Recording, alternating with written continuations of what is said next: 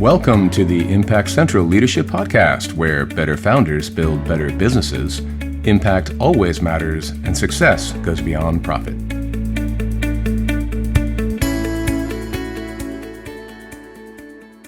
So, SL, this is our first podcast, and I imagine people are wondering, why are we doing this? Yeah, why are we doing this? Very good question.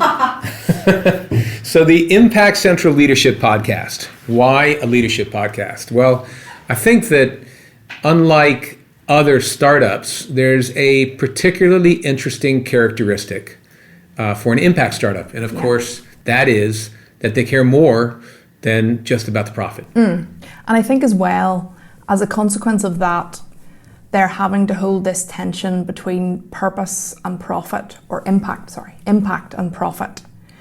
And that is difficult because they're putting double pressure on themselves to be able to do that. So I think it's really interesting for us to be able to explore what are those characteristics that make those people, founders that we have worked with previously, a bit different.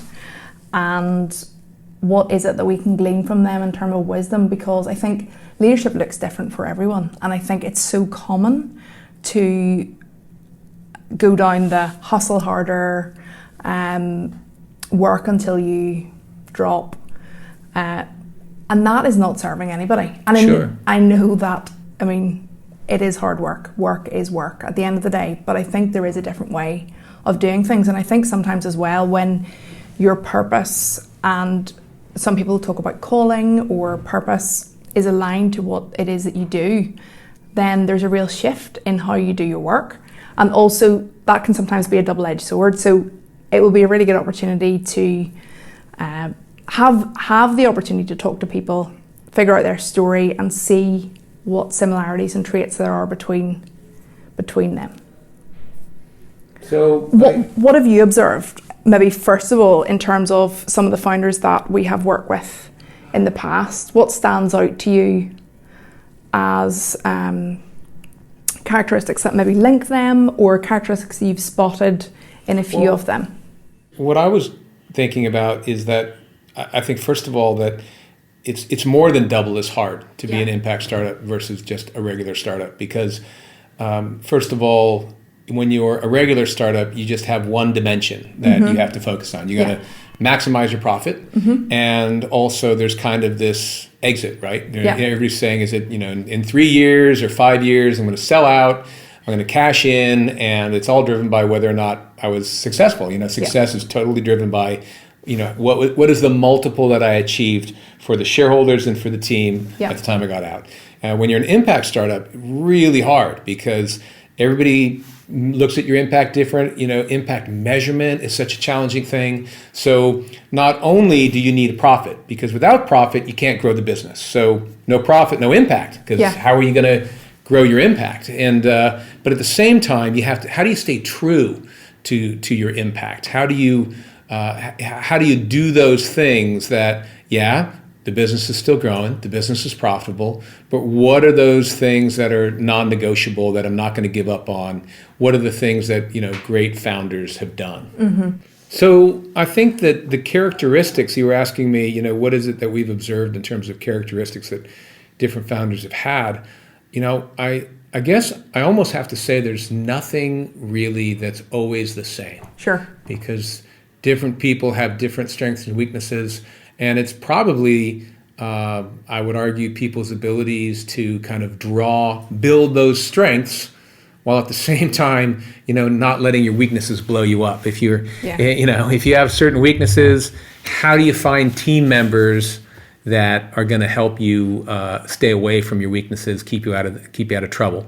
Yeah. And so team building, I think, is really important. Yeah. And I guess, we've all got shadows and we've all got blind spots. And it's about having the ability to recognize what they are. And that is a leader, isn't it? Absolutely. Being able to work through what those things are, knowing what they are, and trying to get to the other side of them. And I think as well, you were talking earlier about impact. We could do a whole podcast on impact and impact measurement, to the nth degree. There's so many variables and so many things to consider, and so many different measurement frameworks. And so we're going to park that maybe for another day, but because there's not enough time. We do our own podcast on impact for that one. So back to, I guess, leadership qualities that we're going to explore. Yeah.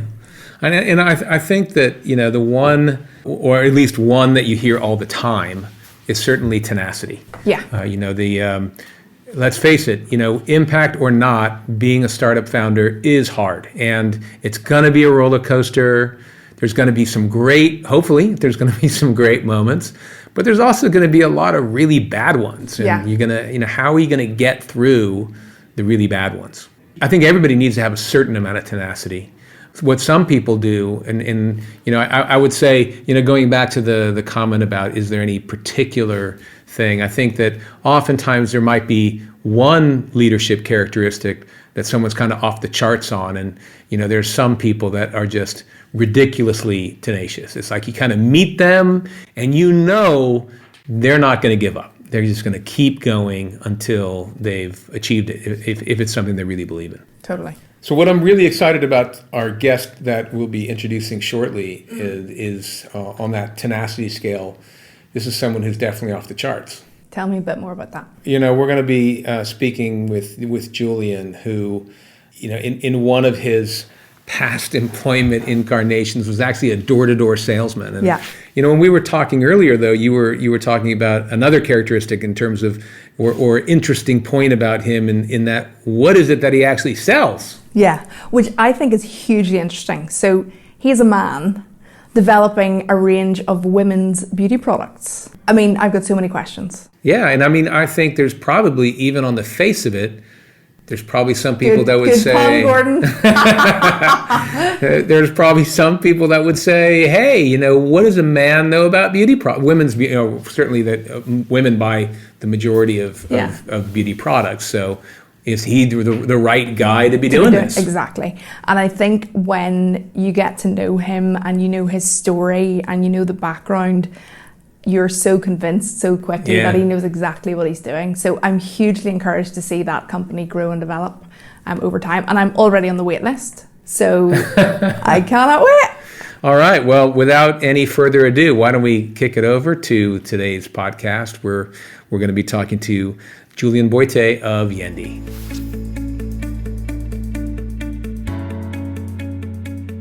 Well, I'm so excited because we are here today with an amazing entrepreneur, a good friend of mine and yours, and that's Julian Boaitey of Yendy. So welcome to the podcast, Julian. Thank you so much for having me. I'm really happy to be here.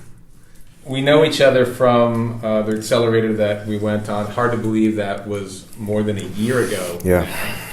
And as we were chatting earlier, I was saying that one of my favorite lines was you standing in front of the stage telling everybody that you're a 6 foot tall, very masculine, very bearded man coming to talk to them about women's cosmetics.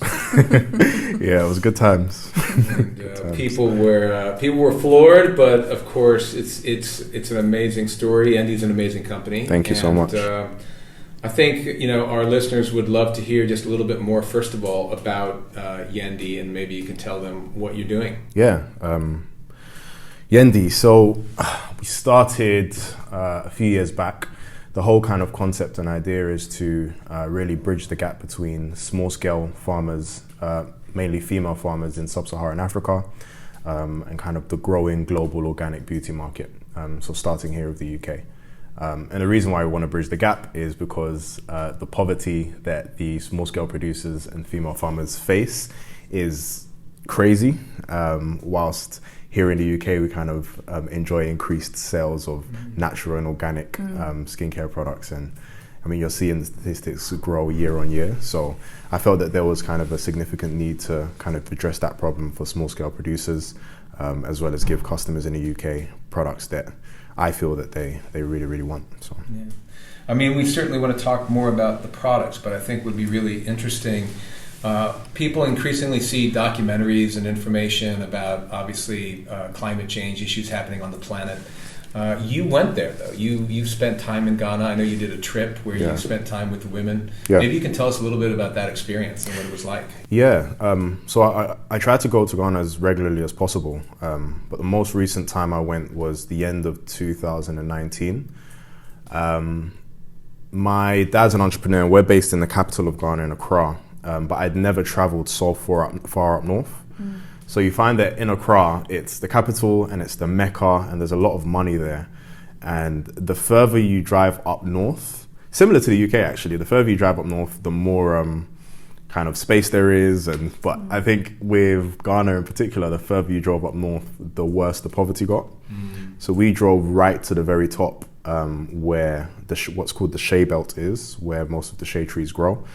And I think when it comes to poverty, and it's an interesting one because you see things on every year, Comic Relief and things, people do incredible campaigns and Oxfam and incredible charities, but to actually go there and to see it head on, it's life changing. It's a different type of experience, and it's a different ball game altogether. So I think that was a real kind of eye opener, but incredible motivation to kind of come back here and just do everything I could to support and help what's going on over there.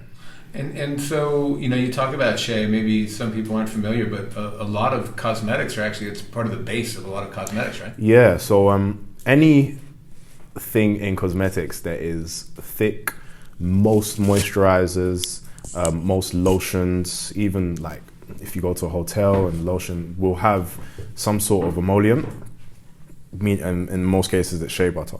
Funny thing is, in Africa, only about 30% of all shea nuts that create shea butter are collected. So it's a huge industry for export in Ghana and other West African countries, Nigeria, Ivory Coast. But actually in the UK, it's very widely used. So when I first started getting into the business, a lot of it was just me working in that kind of export stage, buying bulk shea butter and just selling it B2B and B2C as well. And so a lot of listeners, using skincare products would be interacting with shea butter. Precisely. What's kind of wrong with the supply chain right now? Yeah. So there's a lot wrong with the supply chain right now. I guess the biggest thing is that there's a lot of exploitation that goes on with the mainly female farmers. So 93%, in Ghana in particular, 93% of all of the farmers who collect the shea nuts, process the shea nuts, are all women, living in mainly kind of polygamous environments, sharing husbands, and who will work for maybe on average £2 at the end of the week. And with this money, they need to pay their school fees, their children's school fees, that is, as well as put food in their mouths and clothes on their back. And the supply chain is broken because what happens is you'll find there's a colloquialism called poverty pimp. So you'll find someone who will go to these environments, say that they're paying the woman a premium or build a center, but pay the woman a little bit more. They know the value of the shea industry and just really exploit and make a lot of money for themselves. So for us, it was just really about finding the right partners. And I guess part of that was actually going there myself and vetting and seeing who is actually doing good work for these women and who is kind of opening opportunities for these women as well. And how can we relay that back to the story that we tell and the narrative that we tell to consumers here in the UK, which is important. And can you tell us a little bit more about that kind of process of matching up those partners? What does that look like, or what did that look like for you, and how has that developed over time? So as I mentioned, I've been kind of in the game for probably about 3 years. Luckily, my dad's an entrepreneur and spends a lot of time in Ghana as well. So I think initially it just started out with him introducing me to just a few players, a few people, and me beginning to gain an understanding. And then actually just contacting people, cold emails, WhatsApp is really big in Ghana, and just figuring out, telling people what I was wanting to do. And I think a lot of Ghanaians found interest in the fact that I was a UK-born Ghanaian who was coming back to try and do good or try and change something. So I got a lot of time from people. And then from there, it was just a case of really visiting, different kind of collectives and shea groups and women's groups and people who are just doing good work in the space. Awesome.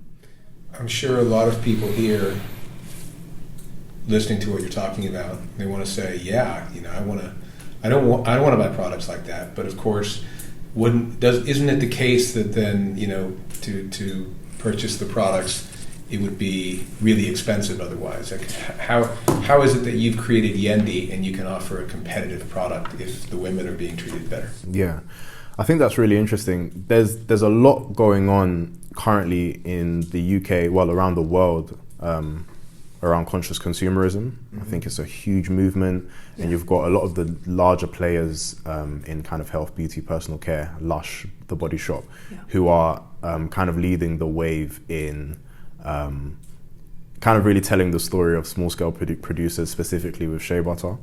I think for me and for Yendy, kind of the stance is because I'm like born and bred UK British, but of Ghanaian heritage, I think I'm able to leverage that a little bit better. Mm-hmm. So I find that in terms of not needing customers in the UK to pay a crazy premium for these products, but just making sure that actually the supply chain is fairer at every single stage, meaning that the consumers will still get a competitive price, but it just means that the person who is the first person who receives the shea nuts to then sell to the people who change the shea nuts to shea oil that becomes shea butter aren't maybe getting paid as much as they'd usually get paid, or get paid at least what I'd call a fair price. Right. So that the women then in turn get paid a fair price also. So kind of, the people closest to the consumers probably have the most leverage on prices. Precisely. Versus the women being the furthest from the consumers have very little leverage. Precisely, and I think that for me is wrong, mainly because the women are the people who pick the nuts in the first place, which is a lot of hard work. Boil the nuts, crush the nuts, grind the nuts, dry the nuts in the sun, get their children involved. It's just a lot of work. Whereas the person who buys the nuts and then sells it on to a larger company who will then create the products will make more of that money, I guess. So I guess it's just a case of, we call it fair trade for a reason, right? So it's fair across every single part. And I think with Yendy, the idea is that we want to kind of have a traceable supply chain, so we can cut 2 or 3 of those steps, and we'd be able to actually give consumers a product that is kind of as good as anything else on the market, but they can trust that it's supporting the woman in a fair and justifiable way. So I know that you've met a number of these women. Tell us what they're like. Just gotta ask. Yeah, man, it's incredible. A lot of them reminded me of aunties and my mom. So that was great. When I last went, there was a case study of a woman who I'd been looking at, who worked at a cooperative called Aduke. And then I finally got to meet her after looking at so many pictures of her. But where language was a barrier, I speak Tree, which is mainly spoken in the south. Luckily, there was one woman who worked in the specific cooperative that we partnered with who spoke Tree. And I was kind of speaking to the head of the women's group, and she was telling me a lot of the problems. But actually, one really warming thing that happened was she said, "Julian, do you speak Tree?" I said, "Yes." She said, "Ask her yourself what she goes through and what her problems are." And I had a really kind of warming conversation. It made me quite emotional. But at the time, she said, "You know what, Julian, it comes to the point where we've kind of for myself, speaking for her, she said, I've kind of accepted that this is the situation for me, but what I do want is a better opportunity for my children. And if I can have a better opportunity for my children, then they can go on and maybe work in the city and do all of this incredible stuff." And so I don't think there's a desire, it's not a get me out of here type attitude. They're very happy. There's community, there's family, and it's their norm. Right. And they don't know that they're poor, and for them it's not poverty. Yeah. But actually they do understand that the opportunity that they can provide their children and the opportunity that they can provide their grandchildren can be so much greater if they are paid a fair price. So that for me was bingo, I get it now. I know we were going to talk a little bit about products because people would think, oh, great. So you go down there, you just get a bunch of shea oil, you come back, you put it in jars, and you pass it out. Yeah. But clearly, 2 years or more of doing this, has taught you a lot. It's a lot harder than that. Maybe you can talk a little bit about how you started and what that journey's been like. Yeah. So it used to be that, actually. Funnily enough. I've got a funny anecdote for you as well. But yeah. It used to be, so the company started as the Good Butter Company. At the time, I was working for a startup. I wanted to kind of test a few ideas and see if there was a narrative for kind of the story that I was wanting to tell, but also a narrative for kind of fresh, raw, African-inspired products. So we found a supplier who was fair trade, and we literally bought bulk shea butter and African black soap and just a range of raw ingredients. And in my living room, a few of my friends and I would just pack it, label it, and we just try and sell it. And we did pretty well. Like, we sold at street festivals and Southwark, and did some sales online. But a lot of it was around kind of learning and gaining an understanding as to what customers really wanted. And the key thing I learned is that actually customers really, really could identify and love the idea of this kind of fresh, raw, authentic product, and that's highly effective and works. Biggest thing we learned ultimately is that mainly shea butter is used as an ingredient. Okay. And actually, back home in Ghana, it's used as a product. So if you go to Ghana, most people just use shea butter on their skin, and it's fine. Precisely. But here in the UK, it's mainly used as an ingredient that makes up a formulation. So we could have a small business selling raw shea butter, etc., and do well. But in order to actually scale and for our products to be kind of accessible to more and more people, and for more and more people to also, more importantly, in my opinion, hear the story and exactly what it is that we're wanting to do, we had to figure out a way to kind of bridge the gap and provide kind of high functioning products that also use those raw ingredients. So now we've landed at Yendy, where we still have those same raw ingredients, and we've teamed up with a great cosmetic scientist who's managed to bring the two together. And that's where we are today. I was going to ask, tell us a little bit more about that. Like, what does that process look like? And I'm sure there's been lots of roller coaster moments during that time as well.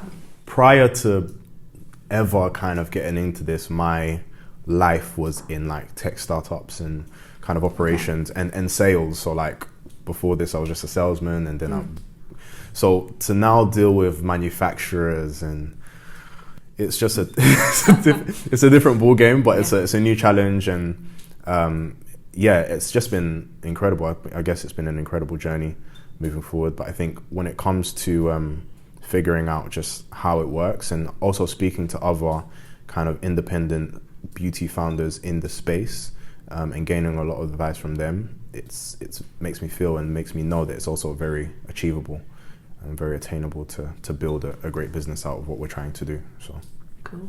You mentioned your past, and I know one story you've told me, which I still find incredible, is that you actually used to sell door to door. Yeah. Like knocking on people's doors. Yeah.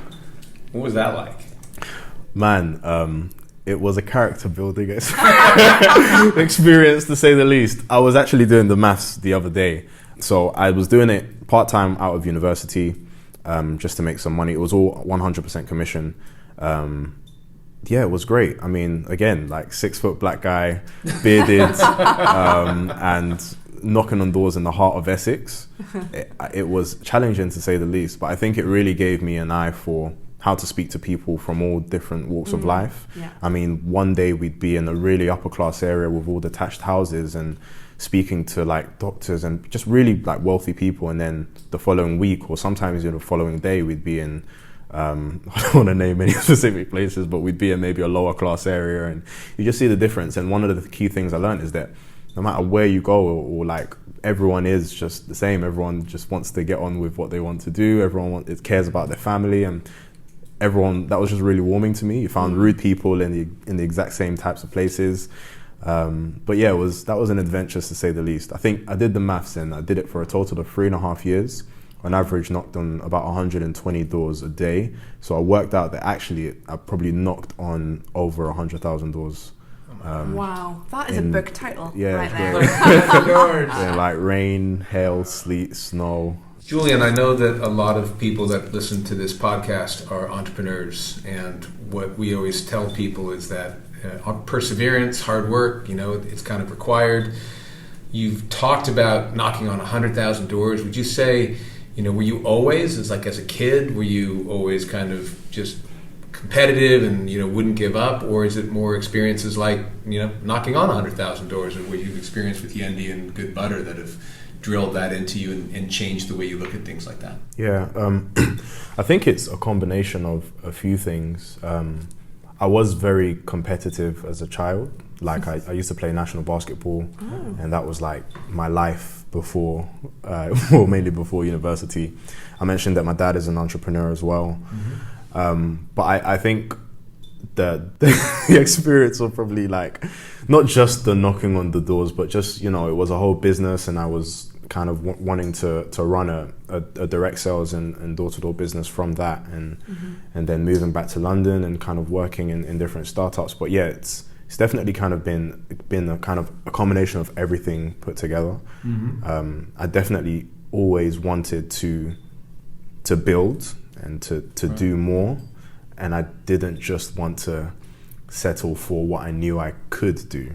I think it was always that, and that kind of intrigue has always led me to just want to do more and kind of do and try my best. I hope to at least be something more beyond myself. So what, every entrepreneur always talks about the pivots that you had to make. What have been some of the biggest pivots you've had to deal with? I mean, I guess from goodbutter.co to Yendy in itself was quite a large pivot. I remember when we first met and it was Julian, the Good Butter company, and I kind of had ideas and plans as to how I wanted to scale that business. And then actually through kind of a lot of support, help, guidance, really helped me understand exactly what our social impact mission was, but also what our commercial mission was. And it just kind of made sense for Yendy to be kind of the next iteration. Instead of like, lots of books that you guys would help and recommend with like the Lean Startup was just great, because it made me kind of happy to accept that the Good Butter company was kind of ready to be put to one side. Whereas when I had first started it, it was like, wicked, this is the $1 billion idea. I've done it. I've done it. When actually it was a beautiful learning curve. I mean, that's an amazing comment, right? Because I guess everybody kind of feels like they had that epiphany moment, like this is the best idea ever, because otherwise you just wouldn't get started if Precisely. you didn't really believe in that idea. I mean, Precisely. what advice would you give an entrepreneur just starting off? They got that amazing idea. Other people are starting to tell them to maybe look at other things.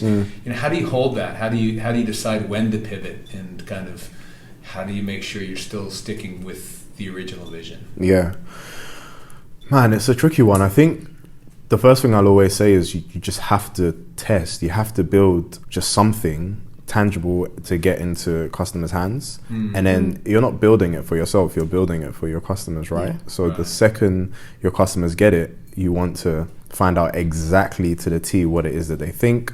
Would they tell their friends about it?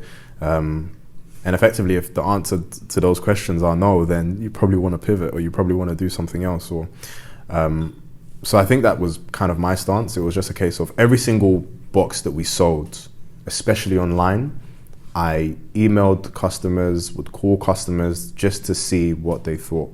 It wasn't this, and I said kind of be completely honest with me, let me know what you think. Try to avoid kind of doing significant amounts of sales to family and friends, because it was always biased.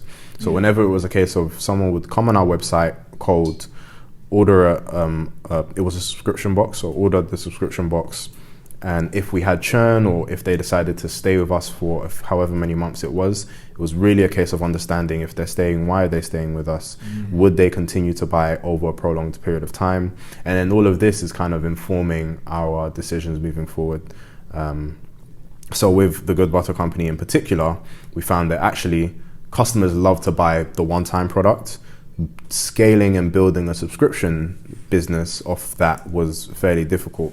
And the reason being is because actually when you find the whole idea of beauty subscription boxes like Glossier and for example, what they do is curate other companies' products into their one unique offering. Whereas what we were doing was putting a range of different kind of fresh raw African products into our box and changing it every month. So it didn't quite tie in with what the trend at the time was. It was my naive thinking that actually if I can find a couple of thousand people to pay us £20 a month on a subscription, or even £20 every quarter, I've got a business that's doing recurring revenue every single month, and we're promised that money, and it's just going to be great, and I'm going to be a millionaire, and the women in Ghana are going to all be millionaires, and everyone's just going to be super happy. And moisturize. Yeah. And moisturize as well. But I quickly learned that wasn't the case. So yeah, again, it's just been a great kind of learning experience, and I'm kind of super, super, super grateful that kind of I've gone through it as well. I think it really informs me personally, and just really helps me navigate whatever the next kind of few years will look like with Yendy. With Gordon's previous question, he was asking about pivot, and I suppose to that then, I think listeners are really interested in failures and how they've become a learning point, because it's so easy to think that everyone's had it made. We want to be real. Yeah. So can you tell us about something that you've had to overcome? I think it's still something I'm overcoming. I think I doubt myself so much, and have doubted myself so much. And don't get me wrong, right? I do believe that I'm like good. I think that have some degree of intelligence. I hope. No, I think like I can do stuff, right? But I think on the flip side, it's like, how good do you have to be to achieve what it is that you want to achieve? Right. And I'm like super, super ambitious. So the question always comes to myself, Julian, are you good enough to achieve what it is that you want to achieve? And I think over the years, when I was knocking on doors, my managing director at the time caught me out, because he was just like, he looked at me, I was doing really well. He looked at me, he just said, Julian, like you don't really believe in yourself, do you? And he kind of made me break down, because I was just like, damn, thanks, mate. And then kind of one of my favorite quotes is it says that self-doubt kills way more dreams than failure ever did. Yes, I love that one. Me too, honestly. And it kind of, I think I want to get it tattooed on my forehead, because it kind of has kept me going. And I think another thing that, if you're asking how to kind of overcome it, I think I'm still overcoming it. But I think when I look back and recollect on, not even before Good Butter, and like just some of the roles I've had, and all of the learning experiences I've had, and the people I've been able to meet on that journey, a lot of that I like to think should kind of make me feel a lot better about kind of where I am in the journey. So I think that if that answers your question. So top tips for like overcoming in those moments when those little reptiles are like gnawing at you, telling you you're never going to do this, it's bound to fail. How do you kind of talk yourself out of that, or what's your go-to? I'm a Christian. Yeah. So the Bible helps, God helps. Yeah.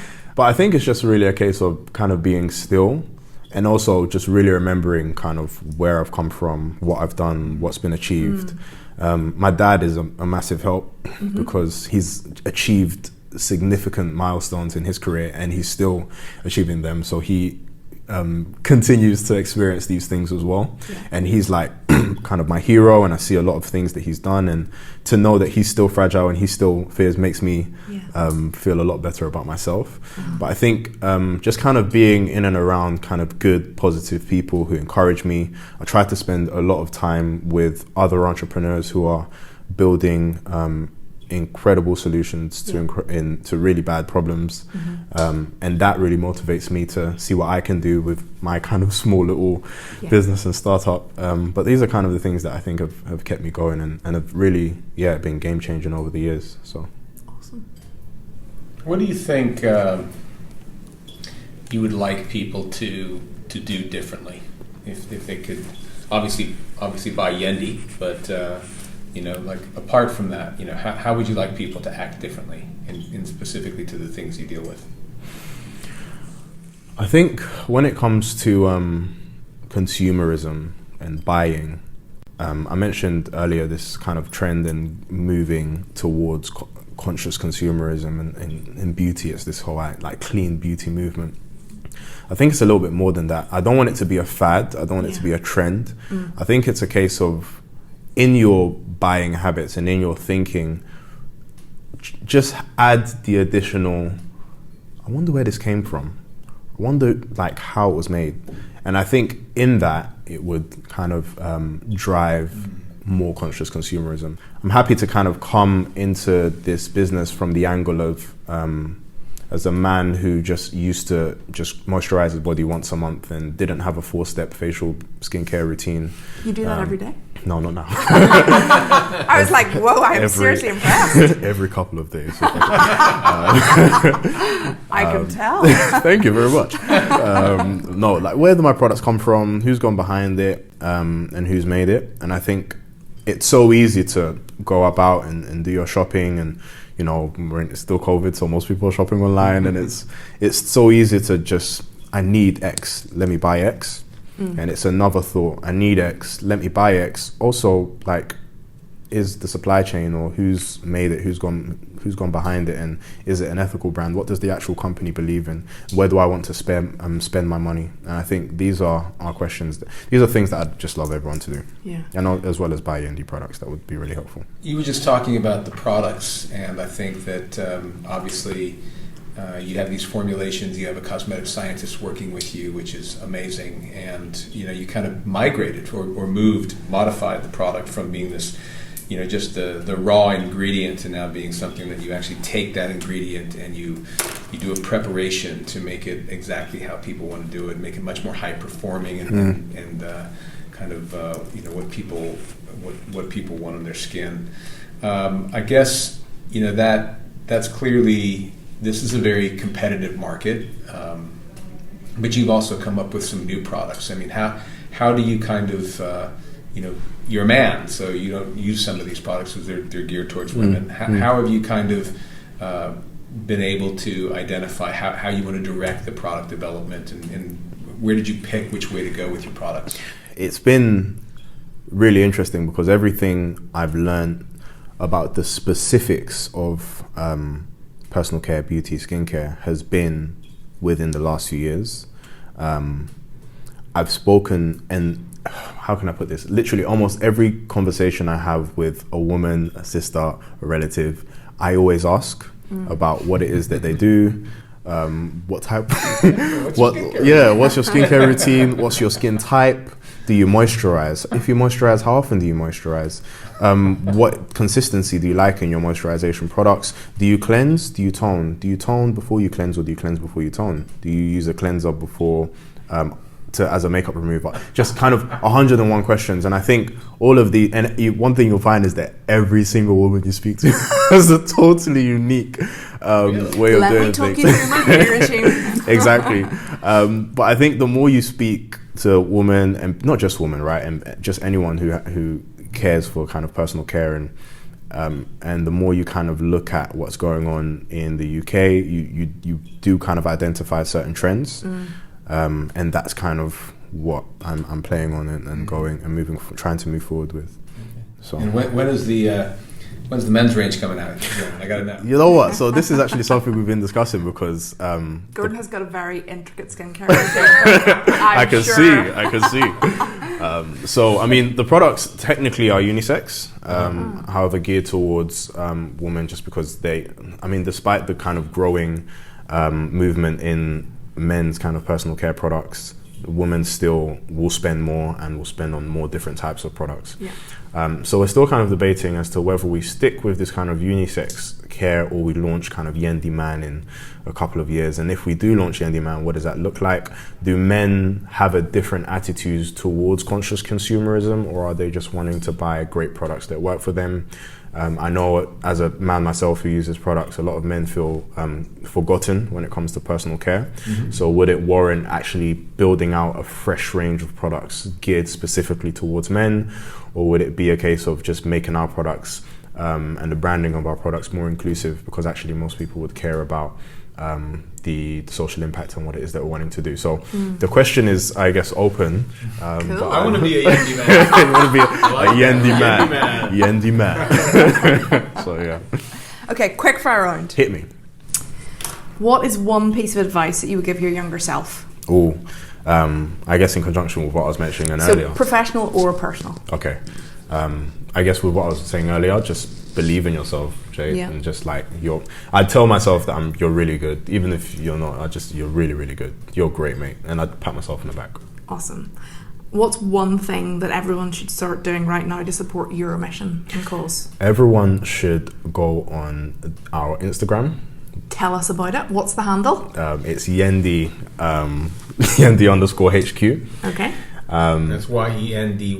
Yep, YENDY_HQ. Follow us, like our content. We're wanting to get to 10,000 followers as soon as possible. We're on 6. So that's something you can do and just kind of follow our journey. And what do you think everyone can do right now in this very second to make the world a better place? I always say lead with love. Oh, I love that. What do you mean by that? Just be kind. I think I mentioned earlier about kind of meeting lots of different people, knocking on doors. Like, there's so many differences between us, but fundamentally we're all the same. Yeah. And if we're all the same, then treat everyone with. I think the biggest thing is just respect and love and kindness. And until someone even if someone is a bit rude, then just be good and be nice and be kind. I think that's the first thing I'd say. Okay. It's been so great to have you with us. Thank you so much for having me. Awesome, Julian. I'm just thinking we do these on a Friday, and just hearing your last comments there just make it so awesome, as we go into the weekend, just to kind of feel. And hopefully it's a great thought for every day. Thank you. Lead be kind and with love. Lead with love. Thank you, and thanks again for coming on the show. Again, thanks for having me. I really appreciate it. We wish you all the best with Yendy. Thank you so much. Changing the world. Thank you. Thanks, Julian. Thanks again. Thanks for listening to this week's show. Don't forget to subscribe, rate, and review wherever you listen to podcasts. Why not tweet us at Impact Central UK and let us know what you'd like to hear on a future podcast. We look forward to welcoming you back next week as we discover why better founders build better businesses.